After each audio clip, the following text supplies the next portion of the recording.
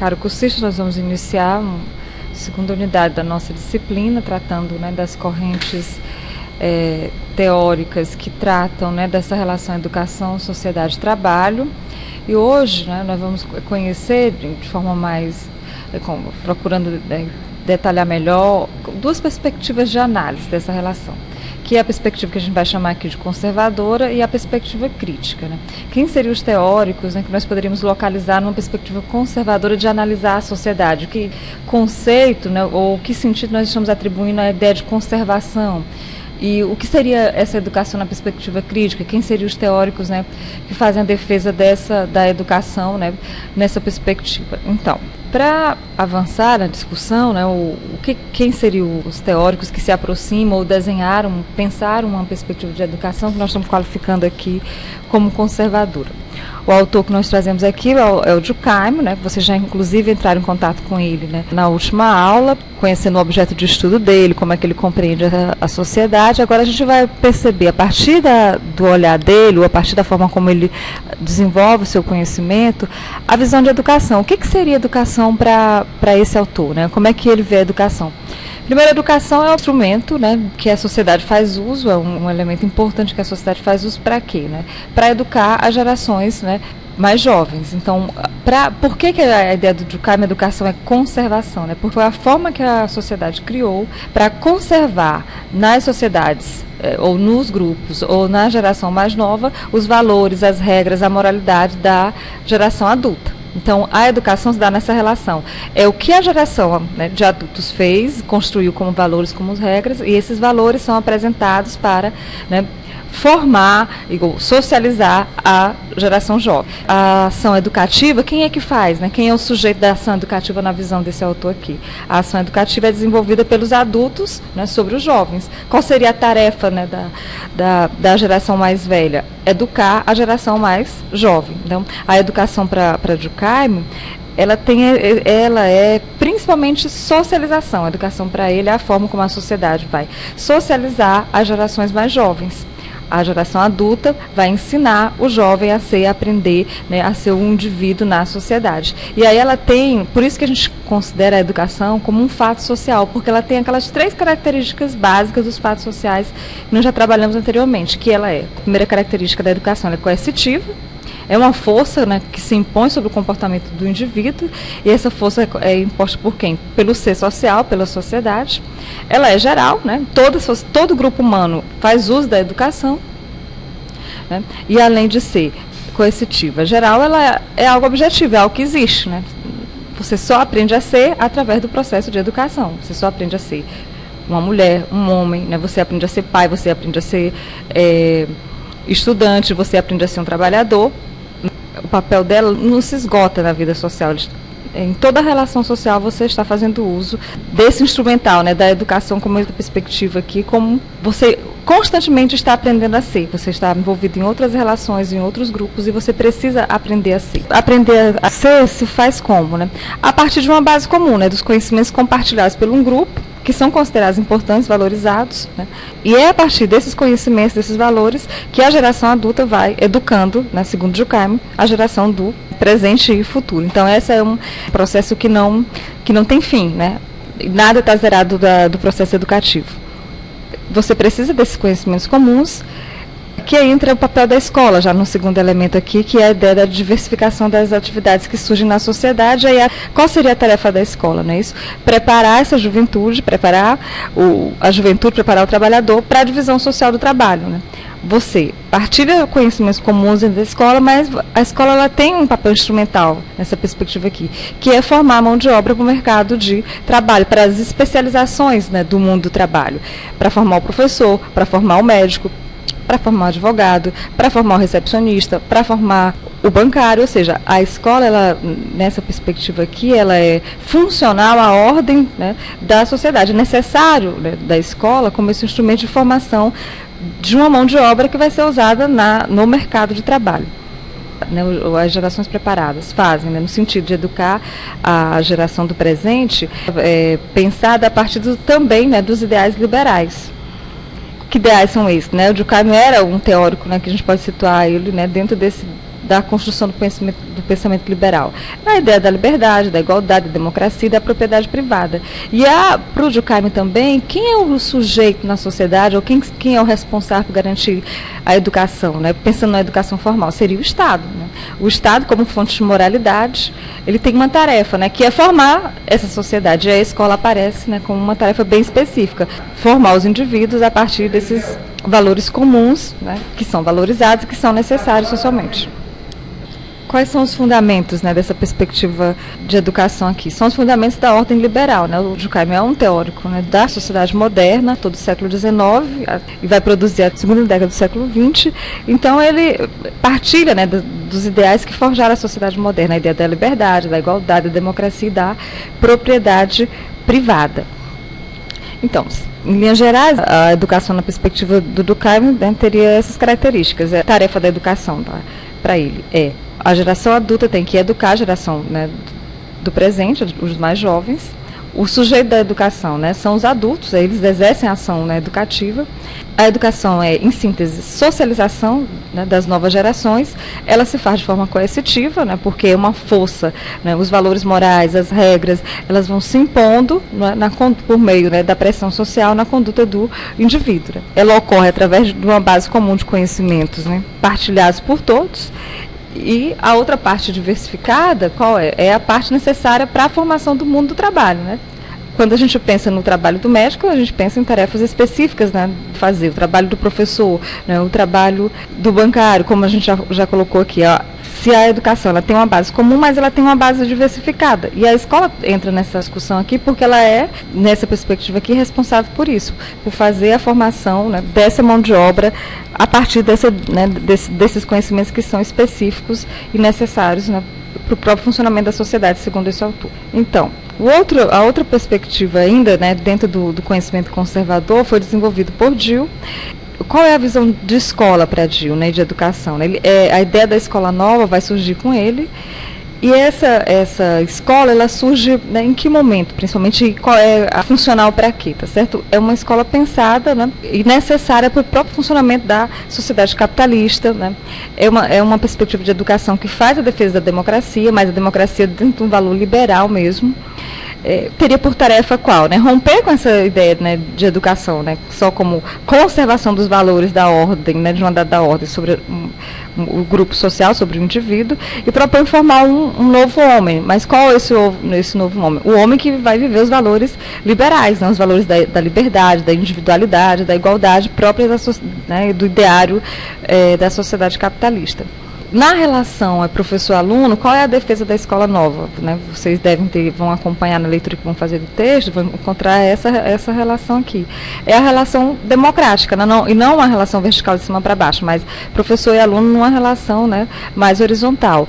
A ideia de que o material didático, os métodos pedagógicos são construídos na própria vivência, né, na relação entre esses sujeitos do processo educativo. Aqui, diferente do Durkheim, onde a ação educativa é exercida pelo professor, aqui não, a ação educativa, ela muda o foco, né? E o aluno aí seria o foco principal, né? O ator principal desse processo. Diferente da escola nova, né, como a gente está tratando aqui, ela não é, né, educação só para preparar o indivíduo para viver a partir do que a sociedade valoriza como correto. Né? Não, ela supera essa ideia. Por quê? Porque a perspectiva aqui é de que a educação é a própria vida. Né? Se é a própria vida, né, aí qual seria a tarefa da escola aqui? Né? É desenvolver a iniciativa, a independência, a autonomia, o autogoverno, a motivação, as experiências.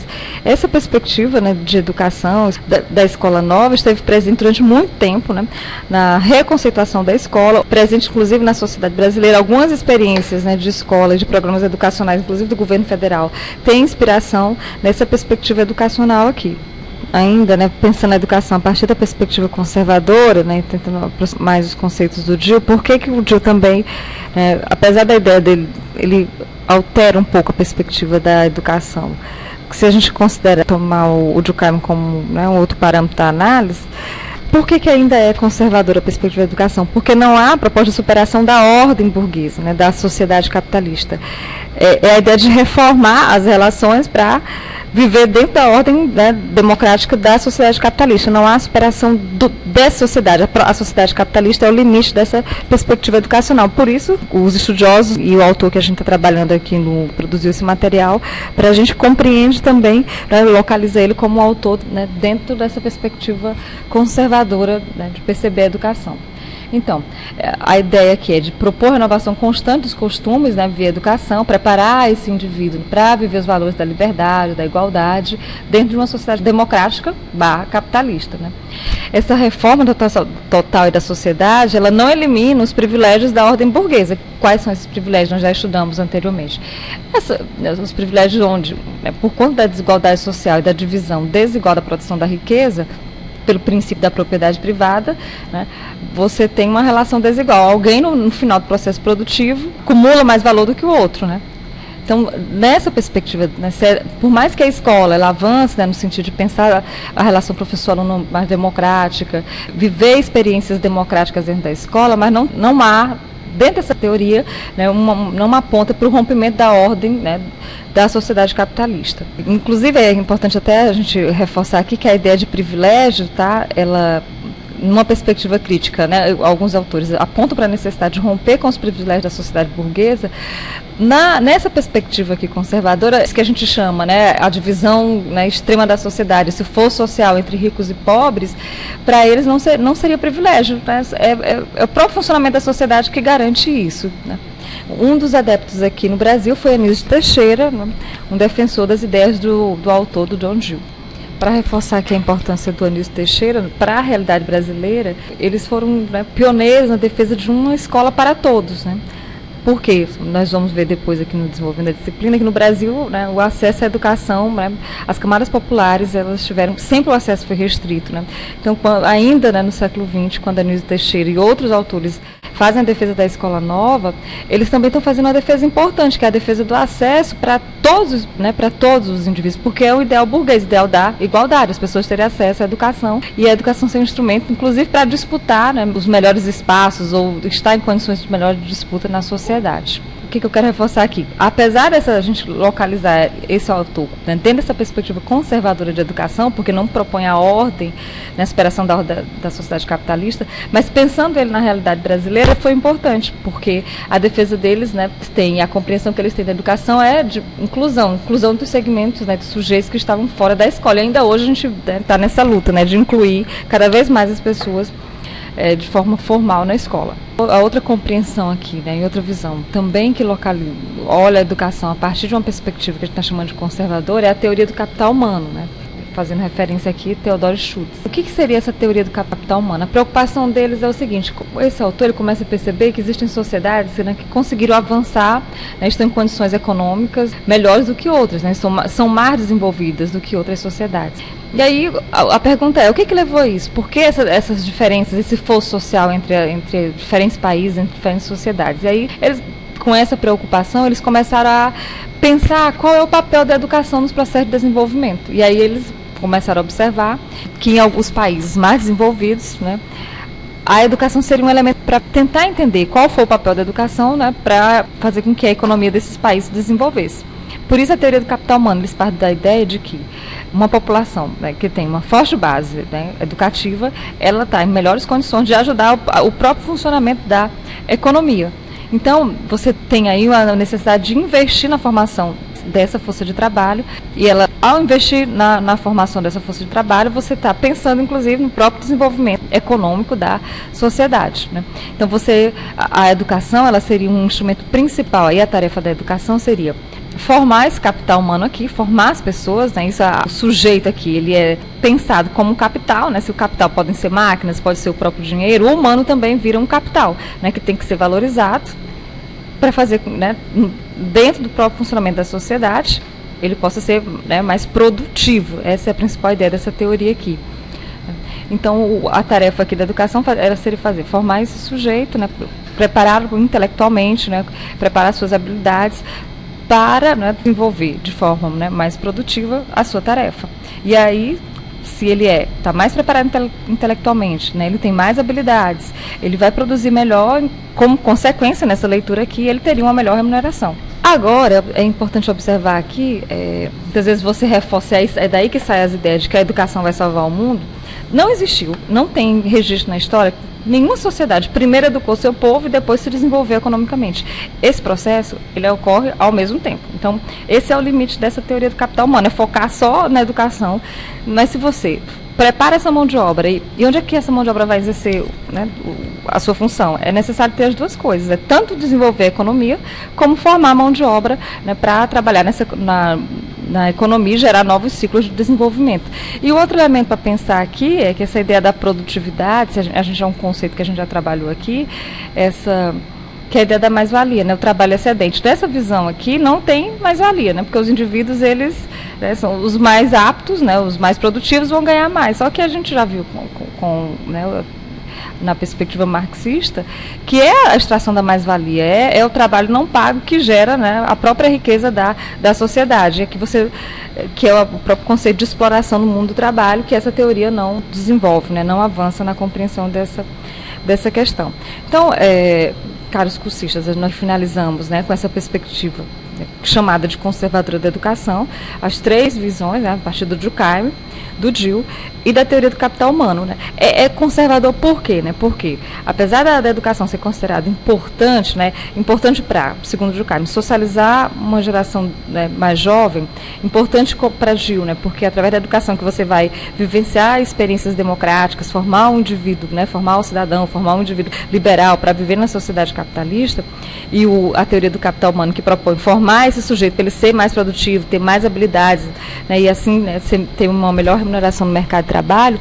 Essas teorias, elas não rompem, né, não apresentam, não tem como horizonte, né, a superação da ordem do capital, ou a superação de uma ordem desigual.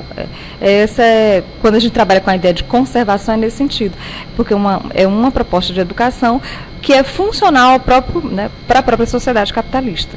Ok? Então, bons estudos e que isso possa, né, vocês possam, a partir do conhecimento, né, da interação com esses autores, pensar um pouco da prática de vocês, né, como é que vocês se localizam dentro dessas três visões. E agora, né, a professora Emília vai dar continuidade da discussão das duas tendências teóricas com a perspectiva, né, da educação crítica. Né, e por que é crítica? Né, nós vamos trabalhar esse conceito.